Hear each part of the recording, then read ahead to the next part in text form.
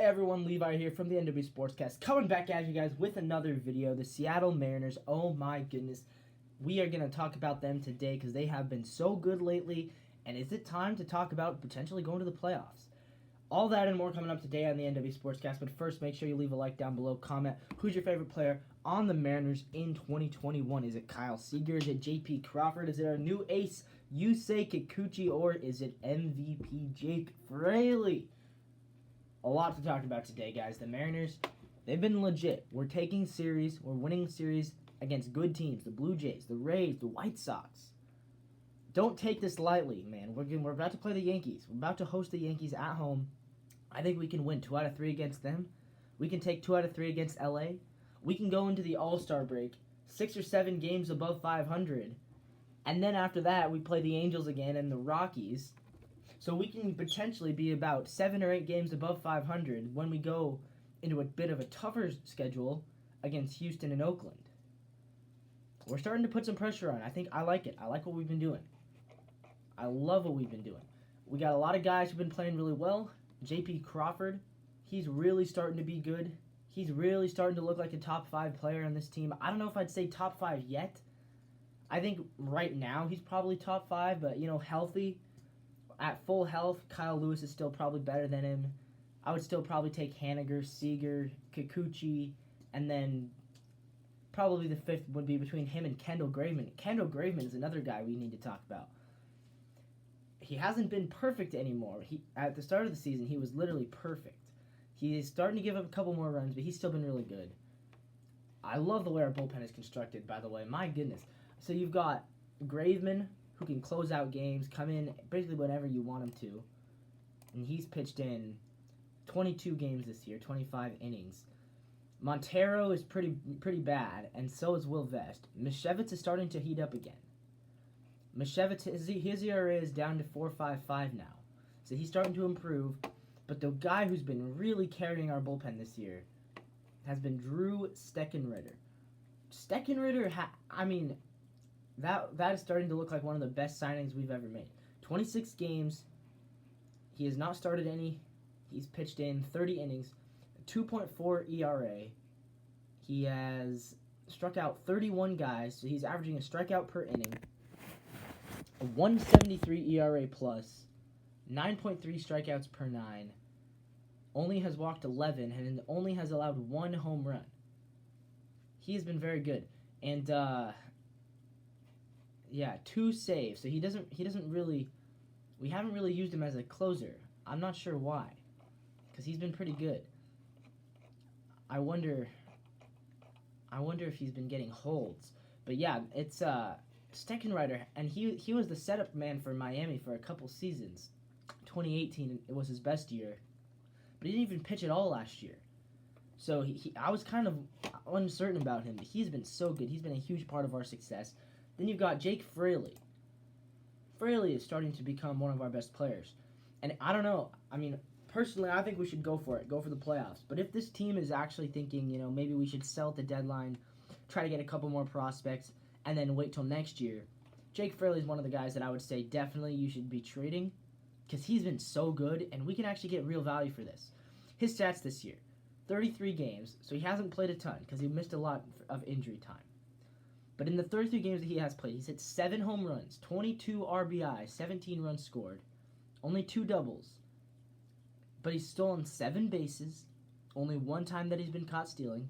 He's hitting .261 batting average, .439 on base percentage, because he's walked 29 times, almost averaging a walk per game.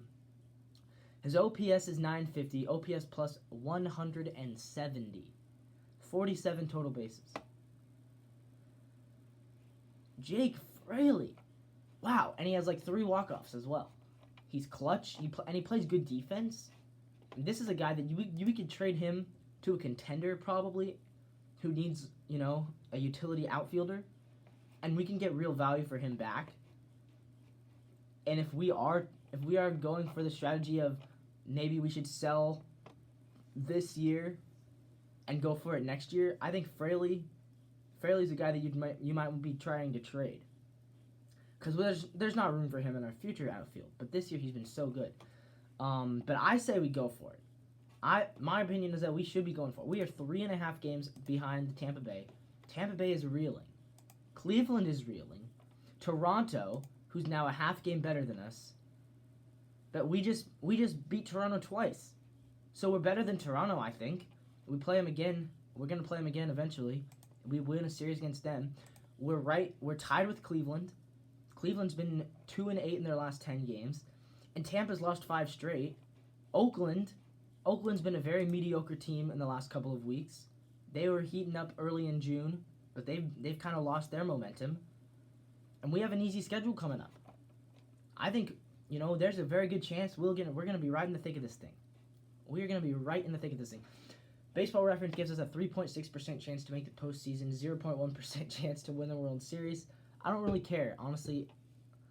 If we can just make the wild card game and then get blown out against whoever is the first wild card, even that would be better than we've done in 20 years.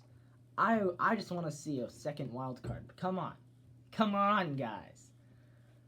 And we're capable of doing it. A lot of people say we should call up Jared Kelenic. I say no. No, don't call up Jared Kelenic. You know why? Because when we had him, he stunk.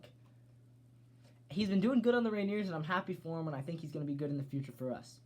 But right now, there's no reason to call him up. I really like what we've been doing with this kind of a 3-way platoon between center field and left field, between Jake Bowers, who's kind of a left field / first base, and also plays a bit of right. And then you've got Long, who plays left field and second base. And then you've got Fraley and Trammell, who play left and center. And then Haniger, who plays right field and DH. So we kind of have 5 outfielders. 2 of them also play infield. 1 of them is also a DH. And I really like that rotation.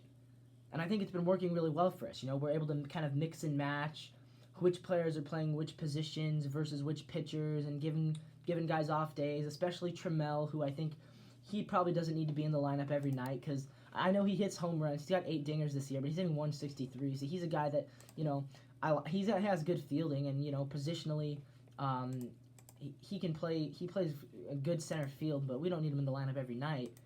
But it's good that we're able to rotate like that. Now, if we were to send down Trammell and call up Kelenic, that rotation would probably be done, because you can't really call up your number 1 prospect and then say, oh yeah, by the way, we're going to be platooning him. That's how prospects die. That's basically that you're giving up. And I don't think we're going to give up on Kelenic. But if we do call up Kelenic, we have to start him every day in probably center field. And that means Fraley's going to lose playing time, and then Bowers is going to lose playing time, and Shedlong's going to lose playing time. And I don't think any of those 3 players need to be losing playing time. The only guy who needs to be losing playing time would be Trammell.